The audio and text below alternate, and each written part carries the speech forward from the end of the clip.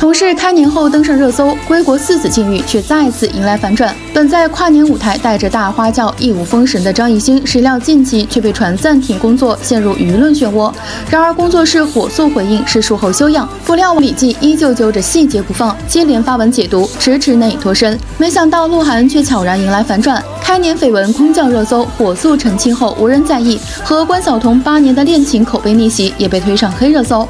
然而他全程低调不发声，转身录制舞哈，如今即将解锁英宝新代言商务，妥妥门生干大事。果然顶流只要稍微一出手，那雨天就亮了。而最先步入婚姻的黄子韬和老婆时不时秀恩爱外，更在综艺成团宠。原本以为的白灵性格一点就着，不料私下却好相处，听劝又开得起玩笑，制造无数真香现场。